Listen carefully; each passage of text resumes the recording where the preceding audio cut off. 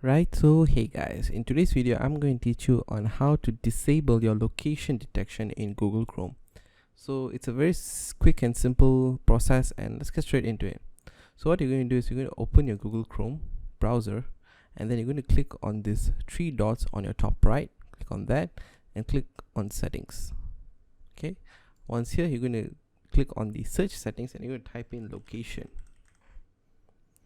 This will show the site settings right here, which clarifies, controls what information sites can use and show.